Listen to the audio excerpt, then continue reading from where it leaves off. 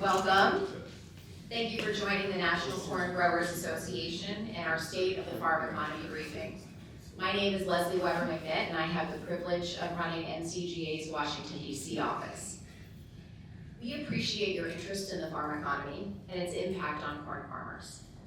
We're convening this event here this week because this week NCGA has 50 of our farmer growers here in Washington, and they'd probably rather be home. They'd rather be in the fields harvesting or preparing to harvest, but they know how important it is to ensure that policymakers are paying attention and they're understanding what farmers are experiencing financially.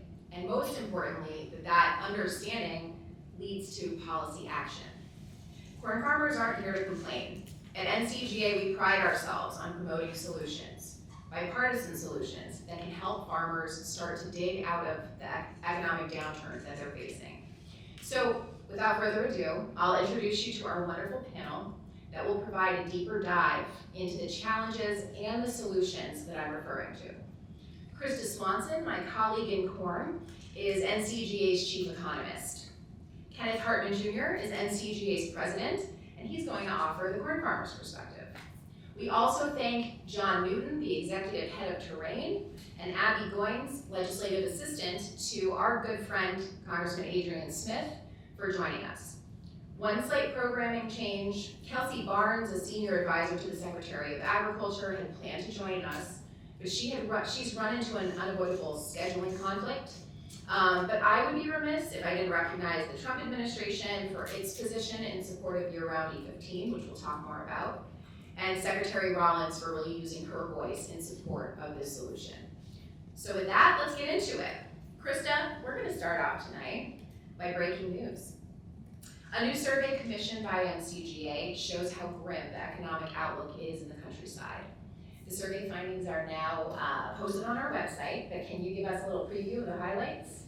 Yeah, so the results of this survey are from the responses of over 1,000 corn farmers from across the U.S., and they reveal some serious concerns about the state of the ag economy and farmers' financial situations. And I think this is extra important to talk about right now. Earlier this month, USDA released their latest farm income forecast, and the number is really large. 180 billion is the projection for net farm income, and that's up 40% from last year, and also pretty high compared to historical values. And so if you're paying attention to that number, that paints one picture that doesn't tell the whole story, because it includes things like the government payments and ad hoc assistance and the specialty crops and the livestock sector that's doing better than the crop sector right now. And so again, that's why I think sharing these feelings that are coming from the farm are really important. So one of the findings that we wanted to highlight was that we asked farmers about their level of concern for the current state of the farm economy, and half responded that they were very concerned. When we take that with another segment, about 75% said that they were either very or moderately concerned. Another thing that we asked was, do you think let me back up and say, we're starting to hear talks of the word crisis and farm crisis being used. And we asked farmers, do you feel like the United States is on the brink of a farm crisis? And again, about half of those surveyed said yes, they do think that, and 80% believe that the United States is on the brink of a farm crisis or may be on the brink of farm crisis. And taking this another step, asking farmers about their level of concern for their farm financials, 2/3 said that they are more concerned than they were a year ago. I think also telling is that only a few percent said that they were less concerned compared to a year ago. So clearly that leaves also about 1/3 that said that they had the same level of concern as a year ago, which may also be heightened concern if we think about the growing situation in that last year there was also some concern among farmers. One of the other things that we asked in this survey was if farmers were thinking about changes for next year. And the top response on that was holding off on making equipment purchases. And that's not surprising because that's not a must-need item on the farm. You know, if you're going to grow a crop, you have to buy the seed to plant the crop. The equipment can last anywhere from a couple years to many years.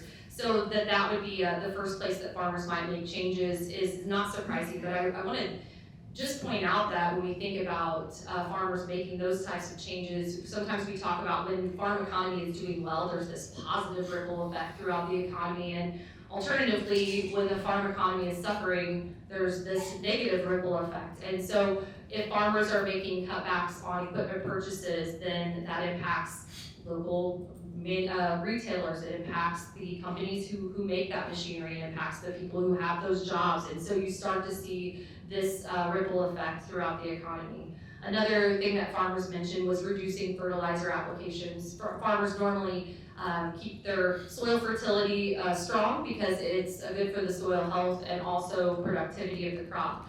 That's a change that farmers can make maybe for a year. They could potentially cut back, especially if they have high levels, but it's not a long-term solution. It's not something that they can continue to do. So, you know, these findings really point to a once-in-a-generation problem for the ag economy. The survey findings suggest that you know, the crisis could have long reach, affecting every area of the economy, and farmers may be less likely to make purchases and will make budget cuts that can affect their local communities too. Thanks, Krista. You know, just reflecting back on my better part of 2 decades advocating on food and agriculture issues and working with farmers, I've been feeling a greater sense of anxiety and concern and urgency, but I think that the survey really puts a finer point on that sentiment. What are some of the factors that are causing this financial hardship among farmers? Yeah, so there's a number of different factors that are affecting the financial hardship right now. I would say one really simple way to break it down is just that the cost to produce corn and other commodity crops is a lot higher than the price that farmers can get, or the revenue that farmers can generate by selling that crop, which leaves farmers in a deficit situation. For 2025, the projected difference between the cost to grow an acre of corn and the returns that an average farmer can get by selling the national average bushels at the national average price is $170 per acre loss. That is a loss for the 3rd year in a row. Each of those 3 years, that loss value has gotten larger. Collectively, if you add up those 3 years, that is the largest cumulative 3-year net loss going all the way back as far as the data set goes to 1975. So I think that's really significant. So then why are we in this situation? What's driving some of those dynamics?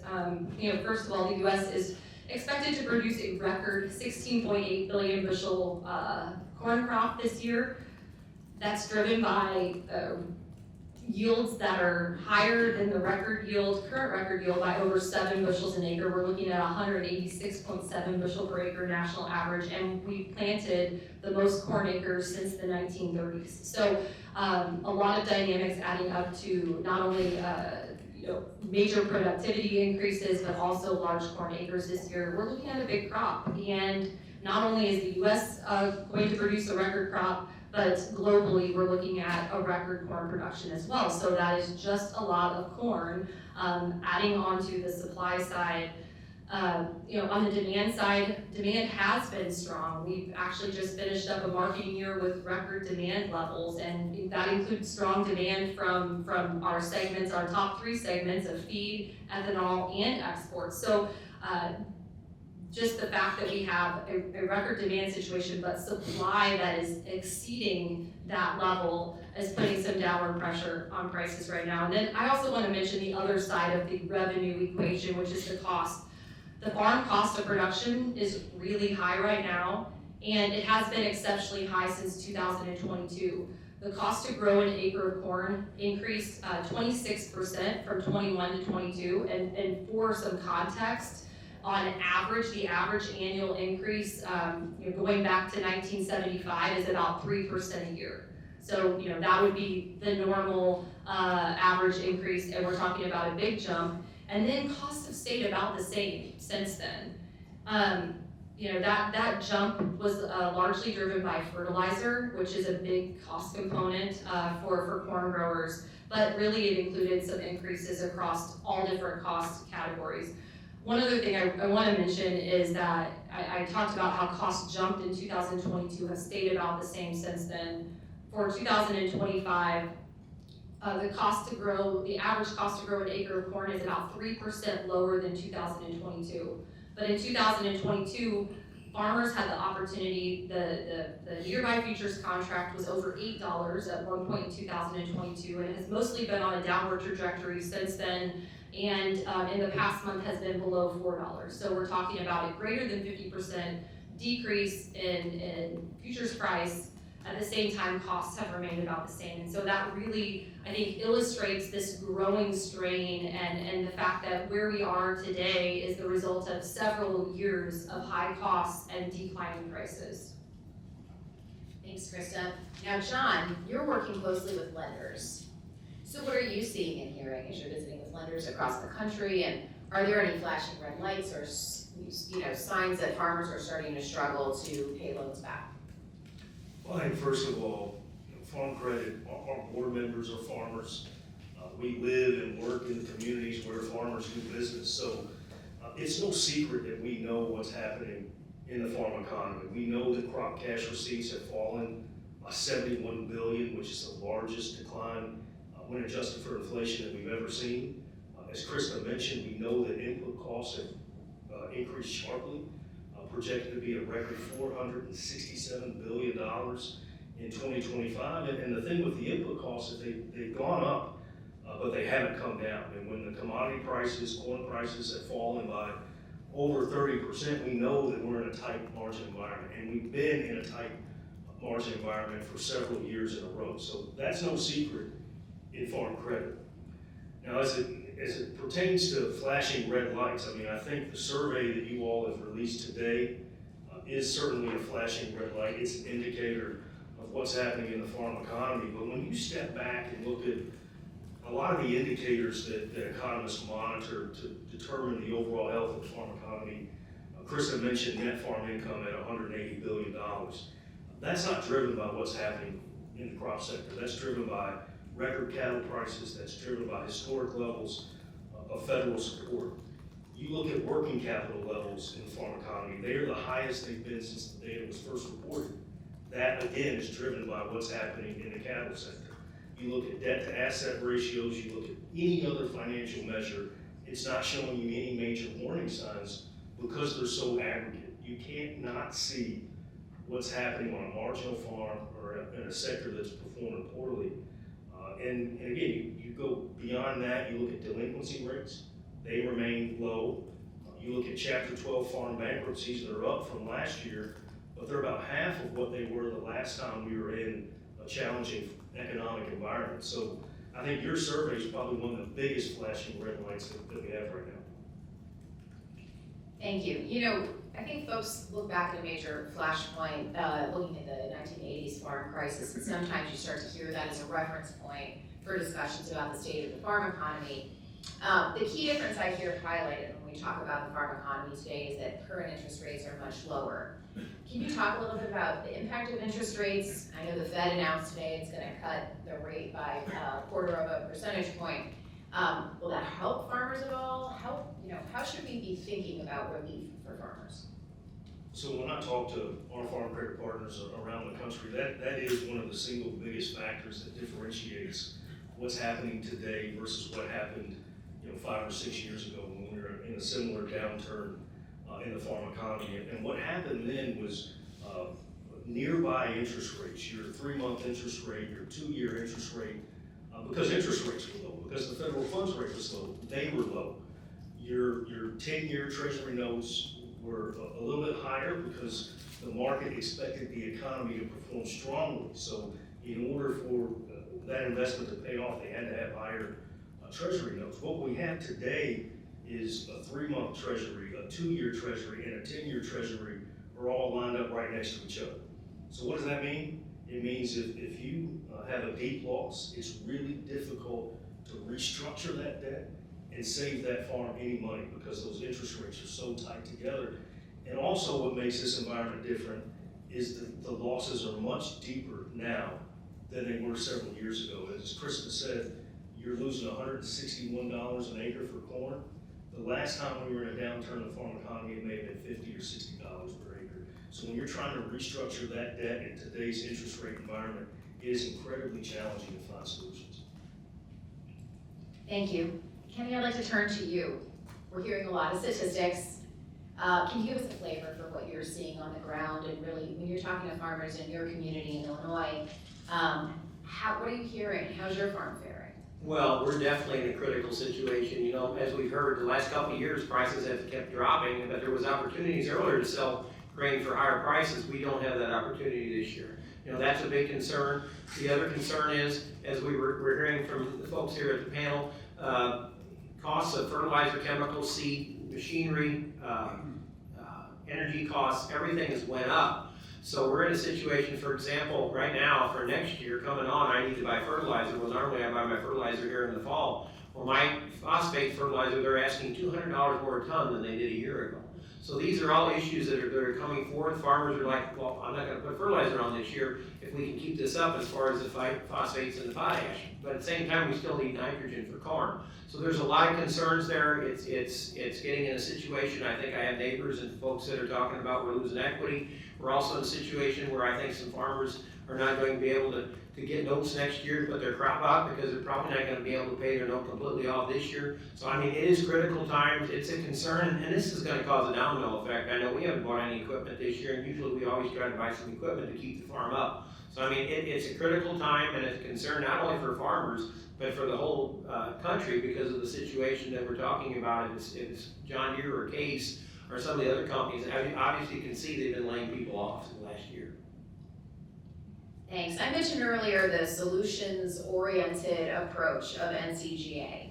And you're a farmer, you're also the head honcho, right, this organization. So can you talk a little bit about what NCGA is doing to help farmers, and what are some of those solutions that we're asking policymakers to do to help? Well, NCGA has always looked at here the last couple of years, and for a long time, it's all about markets. It's about creating demand. It's about grinding corn. That's what we need to do. And there's opportunities to do this. One of the opportunities right now that we're in DC right now, E15. It's all about E15, higher blends of ethanol. Domestically, we need to get this. And my frustration is when I start looking at other countries, you know, Brazil's at 30% ethanol. Japan's looking at going to 20% ethanol. We've got other countries that are, you know, we're hearing India's wanting to go to higher blends of ethanol. Why are we sitting here at a 10% ethanol and other countries are going with higher blends of ethanol, but yet we have all this corn that we can use domestically? And not only, you know, the other frustration with this when I think about it is, I mean, ethanol is a win-win-win. It's a win for the environment. We know it's environmentally clean. It helps the environment. At the same time, it's a win for the consumer. In Waterloo, Illinois, where I live, we have a flex fuel station right now that's E15 is 40 cents cheaper than regular 87 octane E10. So, I mean, consumers right now with the country, when we talk about the inflation and where we're at, this would be a way to help that. And also, it's a win for farmers because we've got the grain. So this is where we're obviously going right now and working on E15, but at the same time, we're also looking at working with trade agreements. We're hoping, you know, working with the Trump administration. We feel like it's another place where we can expand our market. So it's all about markets. It's about grinding corn. Thank you, and what I think I'm also hearing you saying is it's really about our industry's competitive edge when we see, you know, what other countries are doing to decarbonize their energy sector, and they're relying on ethanol. You know, we want to make sure that America's corn farmers, who are arguably the longest and best producers, are competing around the world. So appreciate your insight on that, and you know, as you talk about what E15 would mean for farmers and consumers and the environment, Chris has also been crunching some numbers. And can you tell us a little bit more about what kind of economic impact we could expect from permanent year-round access to E15, Krista? Yes, and before economic impact, I just want to mention, you know, Kenny talked about how can we get more corn grind, and if you think about the United States today is on average pretty close to a 10% average blend rate. And so if we were to, increase to 15% or, higher blends than that in the future, for every 1% that we could increase the national blend rate by today, we could be using an extra 460 million bushels of corn in ethanol. And so I think that's really important, and put some numbers on, put some perspective on what this could mean for corn right now. We recently partnered with the economists at Renewable Fuels Association. Earlier this week, published a study looking at the economic impact of E15 and what it would look like when fully adopted. And Kenny talked about ethanol being a win-win-win, and so I'll just say it's a win-win-win-win and add another win onto the end of that, because he didn't talk about the economy, but the economy could also benefit from this, and that is what our study showed.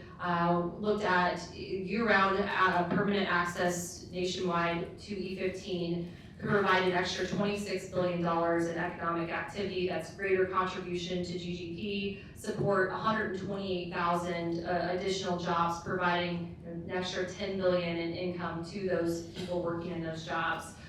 The breakdown on that, $26 billion to GDP, 7.3 billion of that would be due to ethanol production, and actually over half, 13.8 billion, would be from that extra corn to produce the ethanol. And this study actually just looked at the impacts of corn going into the ethanol, the portion of corn that would be used in ethanol, but the other corn is going to benefit too from greater demand for corn and higher price across the whole sector, and that's not even captured in these numbers, so I think that's important to note too. Thank you. So if you're talking about 460 million bushels of corn, that's not the full surplus supply that USDA is projecting for this year, but it sure would put a dent in it. Yeah, and that's just for every 1%. And again, that's just extra use in ethanol. So we'd have to also account for other changes that would happen in the chain. But the point is that it would definitely incentivize greater use of corn. Thank you, and possibly paired with some increased, foreign market access, we could really make a big dent. So Abby, you joined us from Congressman Smith's office. Thank you for taking time out of your busy day to be part of our discussion today. Abby's boss has been a really powerful champion for corn growers with, of course, great staff work helping his efforts.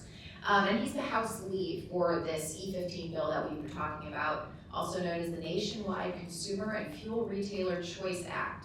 And that bill would unlock nationwide year-round access to E15. So essentially making the benefits of E15 that consumers in Kenny's area have available to consumers across the country and providing that certainty to corn farmers. So Abby, can you give us an update on the status of this legislation and talk about what do you see as the pathways to moving this bill forward and really getting it across the finish line? Yeah, absolutely, and thank you so much for having me. And I would be remiss to say if my boss was here, he would quickly remind us that he's been working on E15 since before it was cool. Over 10 years, he's been working to try to get this done in statute. And of course, we are grateful for the progress made during the first Trump administration, but truly nothing will compete with putting that E15 year-round into statute so that we have certainty in our markets. And that's something he's really proud of, that this bill would not be a mandate of E15, but instead be an option for consumers and an option for producers who need a more stable domestic market. And really at this point, we see this as a deregulatory policy. E15 year-round has been standard through emergency waivers since the first Trump administration, and the process of the EPA having to do that analysis and then make the waivers throughout the summer, that's a regulatory burden, and it takes time and bandwidth from the EPA that has a variety of important missions to do. And so putting this in statute, we really see as a piece of government efficiency.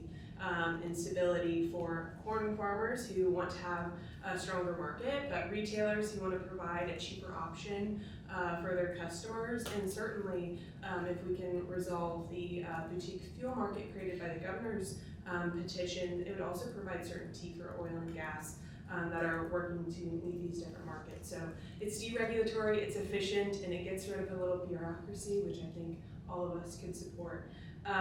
As for status and path forward, this is maybe a sensitive topic, but I do think we should look back to the end of last year, which I know I'm not alone in my disappointment that I wasn't able to fully ride on the CR at the end of last year. But I think the process and exercise we went through is really informative and really helpful. And I think rather than being discouraged and disappointed by what happened, I think we really showed how far this issue has come in becoming less controversial throughout the liquid fuel supply chain. And we built a lot of important relationships and trust on this issue with our partners in Congress and in industry. And so thank you to the corn growers for being such a strong partner, but it didn't all occur over that last weekend of negotiations on the CR. So it's a process we started and worked on for months to work with House and Senate leadership, the committees of jurisdiction, and to build consensus around the bill text that we have now. And I think we did something that had never happened. We got the language further than it ever had before, and that was because we were able to respond to every question with an answer and to kind of see around the corners and the potential challenges that the bill might have. And so really grateful for Senate leadership and also House leadership, which was incredibly helpful for that. Speaker Johnson's team has been a great partner and very willing to talk to us and work through this issue, an untraditional issue for a Louisiana member, to say the least, but his team has really been responsive and accessible to us, and I think really sees that this is an issue that needs to be resolved. And so all of that to say, everybody was disappointed at the end of last year, but it set us up well with a good coalition and good partnerships to hopefully see a path forward. And so now with the new administration, Secretary Rollins and Administrator Zeldin have been very vocally supportive of ethanol. I think of E15 through the waivers, and would be certainly welcome legislation that provides more certainty. And so now it's just what's the next available vehicle. So certainly I'm sure you all have been tracking the efforts in the NDAA to get that included as an amendment in the Senate. I would certainly defer to my better counterparts in the Senator Fisher office on the status of that. But I think what we've experienced so far this fall is just a good reminder that education is never over, and so that's why a panel like this is so important to talk about the importance of E15 to the farm economy, to make sure that members who might not be from a corn state understand why this is so important for our broader economy and for certainty in the market. And it's important for us to take time to work with members to build support before we're at the finish line, if that makes sense. So thank you to the farmers who are here today, taking time at the beginning of harvest or harvest prep to tell the story of why this is so critical. That education piece can't be overstated, but I do feel cautiously optimistic that we'll be able to get this on a vehicle before the end of the year. Thank you so much for your partnership and your optimism. I think after a long day on the Hill, that's always a nice way to end. But I also just wanted to give you the opportunity, we partner with you and your boss on a number of different issues, and he sits on the Ways and Means Committee as the Trade Subcommittee Chair. He's a very powerful ally, and he's always looking for different ways to help farmers. So just wanted to, see if there's anything else that you wanted to fill us in on that the boss has been working on for farmers. Absolutely, thank you. Another bill in the biofuel space that we recently introduced is the Ethanol for America Act, which we introduced alongside Senator Ernst. And we think that that's an important complementary bill to the Nationwide Consumer and Fuel Retailer Choice Act, which would help reduce some burdens on some burdens that are not based on appropriate science for retailers, to make sure that E15 is a choice for consumers. I know that I would love to have more options to fuel vehicle up with E15 out here. So really excited about that bill and hope that it can move along as well. And then, of course, as you mentioned, trade is always at the forefront, and so recognize that this is a challenging time for producers, and so we've been very engaged with the administration as they work through the various trade deals that they're developing and making sure that ag is at the forefront, which I've been very encouraged that every time we hear from them in Ways and Means, ag is at the top of the list of issues they want addressed, and certainly we want to see these deals come to fruition. Right now, these frameworks, we understand that commercial purchase agreements only mean as much as the actual contracts that are made and the bushels that go overseas. But we're really excited about that. We met with a group from Taiwan today, and they were talking about the commercial purchases that they're planning. We think that's exciting, and pair that alongside some of the non-tariff barriers we're seeing addressed in Indonesia, we're seeing with Australia, our beef access with the UK, increasing the tariff rate quota for ethanol. All this is very exciting, and certainly looking forward to hearing more from the administration's trip to the UK this week, and hope that hopefully we can make these tariff rate quotas, the commercial contracts, all the full benefits of that realized, and we can move forward to put more deals in place and more certainty in the international trade market.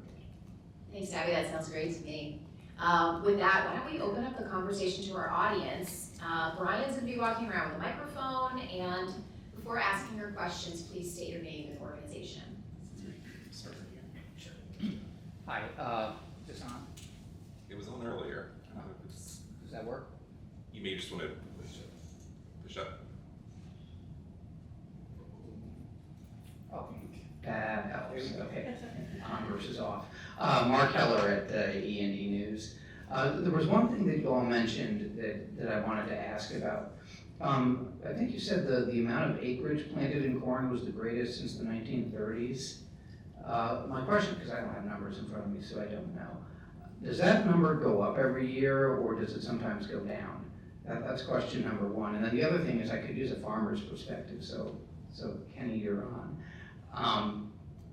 Could you talk a little bit about what goes into the decision about how much corn to plant, when you make that decision, you know, what time of the year, and maybe elaborate a little bit about that, because I wonder why so much acreage was planted. Well, in our area, I mean, I will tell you, I usually plant about the same difference between, you know, back and forth between corn and beans. I also raise some wheat too. So we don't do a lot of switching around. You might go 100 acres here, 100 acres there, back and forth. But a lot of that has to do with, we are like rotating crops. We use no-till, and we look at our different types of soils we have. So sometimes we'll, on some better soils, we'll go corn on corn. Other times we may just, you know, have a rotation of corn and beans. And some of our, we call hill ground or rolling ground, we put wheat in it because it's better conservation to put that wheat in them areas. So that's definitely, it's more on the, I would say, on the soil health side and the precision agriculture side. We're trying to take care of that farm or that soil to do the best we can to, you know, put it out there for, you know, I have a daughter at home that's, I'm a 5th generation farmer. I'm hoping that she stays on the farm, 6th generation farmer. So farmers are all about, you know, keeping that land in good shape and taking care of it for the next generation. Okay. That works. So is the signal now to plant more or to plant less next year? We're planting probably about the same crop because we try to spread our risk out. We don't want to have all in one crop because, you know, hopefully we see some prices come up on, you know, the corn, the soybeans, or the wheat. But unfortunately, right now they're all very low. Yeah, and I can answer the first part of your question. So yes, the highest corn planted areas since the 1930s. So in the 1930s, even higher corn acres than today, especially in like the early 1930s. The 40s, 50s, 60s, we saw some decline in corn acres. Sort of in the mid 1900s, also soybeans kind of grew as a crop, and so that took off and factored into maybe some of those corn plantings. In more recent decades, typically corn acres and sort of fluctuates within a range of maybe like 10 million acres up or down. And we tend to have a higher year and then a lower year and a higher year, sort of what Kenny was talking about, where a lot of the corn growing area is also growing soybeans and might be doing that on an every other year corn crop rotation. And so you tend to have a little bit ups and downs. This year is a very large up relative to some of those, but I also have a graph that I'd be happy to share with you if that'd be helpful to visualize it. Can I ask a follow-up just for clarification? Are you talking about corn's overall share of overall acreage, or are we talking about like overall acreage, planted acreage increasing since the 30s? Do you know what I'm getting at? Like, are we increasing our share of the pie, or are we talking about overall production? And then what's the productivity increase look like relative to acres planted? So I'm talking about actual corn acres planted. There was times in the late 20s, early 30s where there was over 100 million corn acres. So just for reference, but productivity, so that's another good question is, on similar acres to roughly 100 years ago, we're producing, I don't know, the latest, over 5 times more corn on that same number of acres. So productivity gains have been really impressive, being able to produce a lot more on that same land area. Hi, Oliver Ward, Trade Water Agripulse. I was just wondering if Krista, Kenny, or John, you could weigh in on tariffs and how they fit into all this. Obviously, this climate of economic anxiety. Are you hearing from growers that trade policy is feeding into that, or are they confident that the long-term gains of some of these deals will outweigh those losses? I think, there's always concerns with tariffs and these situations, but on the corn front, I mean, we've been fortunate enough, we've got most corn exported that we've ever exported.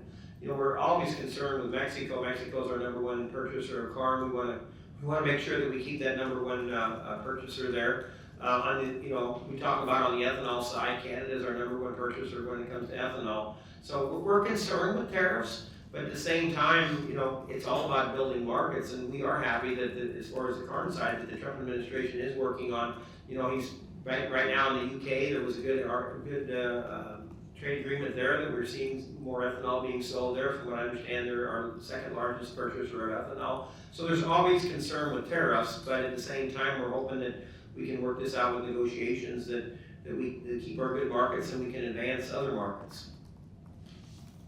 I would just add, as far as, I think, you also asked, how is this impacting the results of our survey and how farmers are feeling? I think, we didn't ask enough questions to really have a handle on that.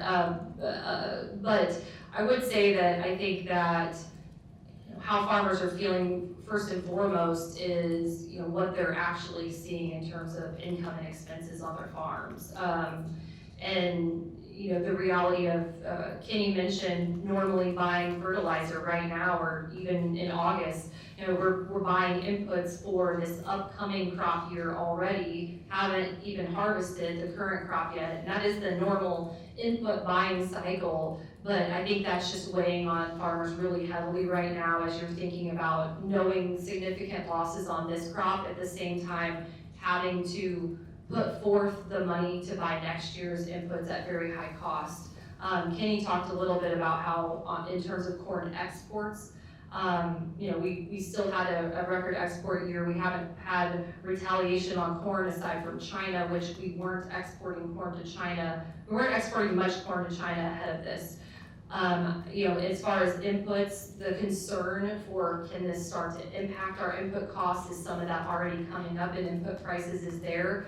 But as I noted earlier, our cost of production overall on average is about the same as it was in 2022, and so that is not due to the current tariff situation. But I think the concern is the uncertainty about, is that going to start showing up and pushing those costs even higher? I think there was someone else asked a question that sort of alluded to this, so I'll just say one more thing here, is that I think that there was several factors. Someone asked about the price signals for next year. I think there were several factors playing into how we got this many corn acres, and potentially the uncertainty about tariffs this spring could have been part of that, but also starting last September, the price signal started to signal more corn over soybeans, and that continued to grow throughout the winter and into the spring. Crop insurance, the relative benefit of corn versus soybeans and the revenue guarantee for was a lot more favorable for corn relative to soybeans, so that could have been a factor too. So there are several things potentially factoring in to that. And John, I don't know if you want to add any other perspective. You covered Okay.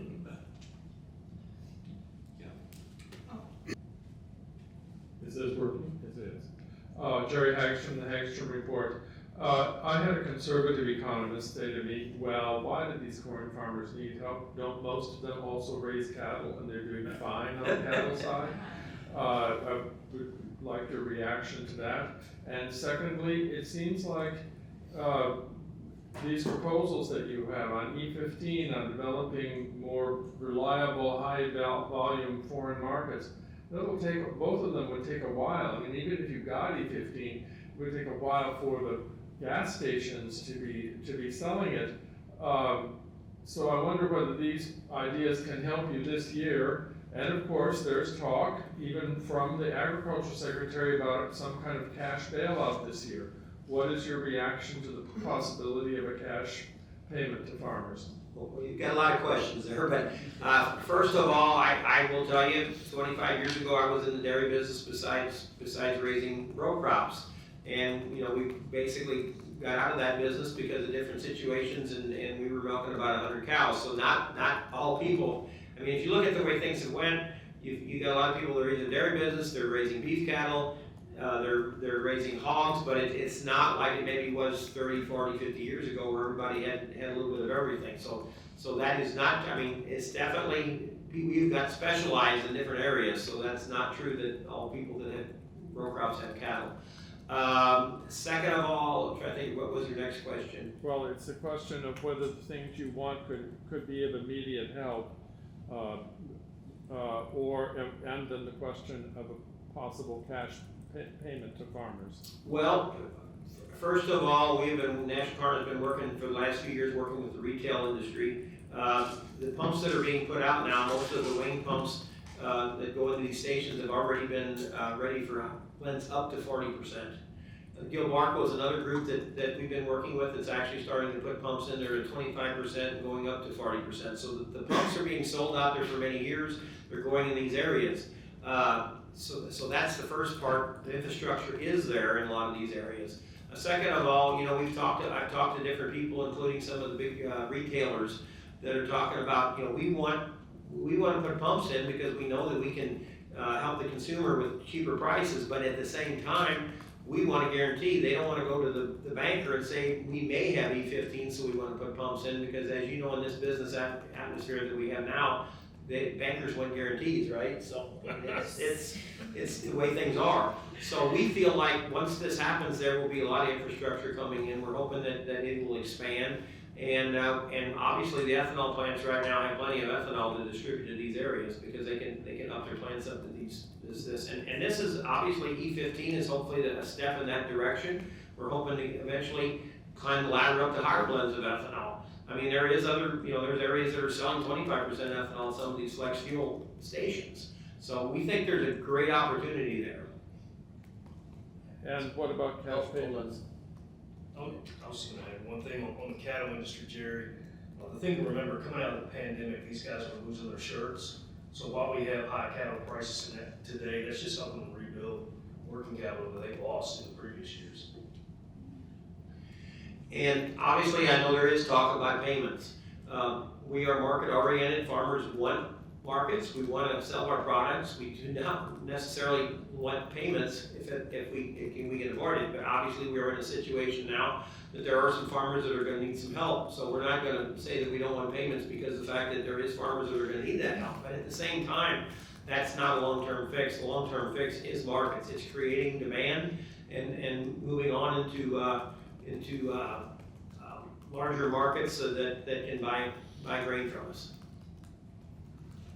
I think it'd also be good here to highlight, you know, Abby mentioned earlier that the Infrastructure Act that her boss is working on or introduced. But that's another piece of the puzzle here as we think about adoption. And to your point, the full adoption isn't gonna happen in year one, whether we're talking about E15 or expanded market access, but ground zero has to be somewhere. We have to start somewhere and start working towards providing those opportunities for markets to grow and develop so we can have that future demand. I just have one more question. For John, is there a metric you can give us, perhaps delinquency rates that if it gets to this level, then it's a big flashing, sign from the banking side of things? I think it's hard because these are such aggregate statistics that reflect a lot of different sectors of the farm economy. So you're not seeing some of these flashing red lights in delinquency rates, in debt to asset ratios, in Chapter 12 farm bankruptcies at this point, and we don't have that visibility with the data that we get from the Department of Agriculture. And then the last thing I wanted to ask for anybody, I think a lot of people hear farm and crisis in the same sentence, and especially if you're of a certain age, you go back to the 1980s. I would just love to hear from the panel comparing what's happening now to back then. As a farmer that actually just got out of school and went to the farm in the 1980s, it was a critical time. We were tight. We had concerns. My family was paying 19% interest. It was terrible. But at the same time, we didn't have the volume of finances in the situation. Today, as John has said, we don't have the interest rates that we had at high then, so that's helping us somewhat.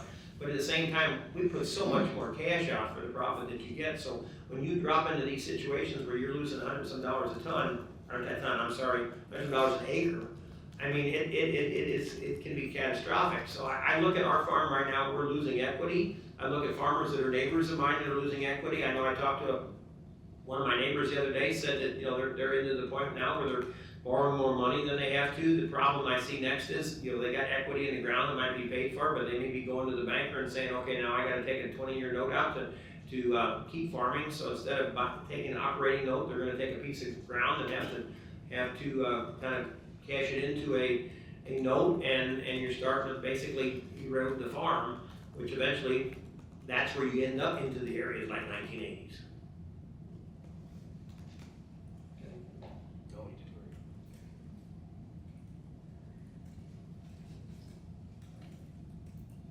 Yes, I wonder if John would comment on the impact of the 1/4% rate cut that was announced today.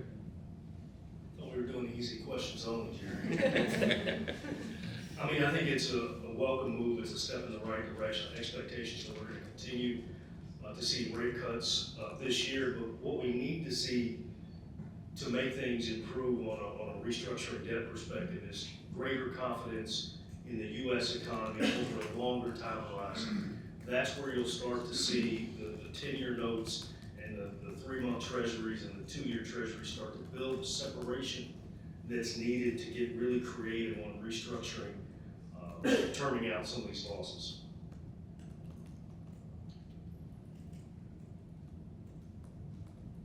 Any other questions?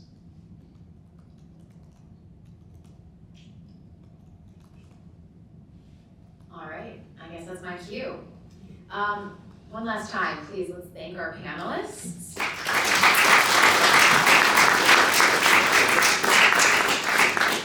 And I'll thank all of you for being here and just take a point of privilege to leave you with a final thought. You've heard from our panelists about what's at stake in this farm economy. You've heard how NCGA has been working with a broad coalition of farmer, ethanol, and other industry groups, bipartisan congressional champions like Abby's boss, Congressman Smith, and we've all been relentlessly working together to pass a common sense and relatively simple piece of legislation. As Abby mentioned, we've been working on this for years, and we came very close last December to actually getting it done. So to use a sports analogy, we're in the 4th quarter. We're down to the final couple of plays. Farmers can't afford to wait for overtime or the next game They're tired of excuses, they're tired of procedural hurdles, they're tired of political finger pointing, and it's just time to get in the end zone. So if legislators want to help farmers in a real durable way, they'll find out how to get the E15 bill done, and they'll find out how to implement some of these solutions, and they can start by working with great champions like Abby's boss and others to build the coalition necessary to make this happen before the end of the year. Thank you.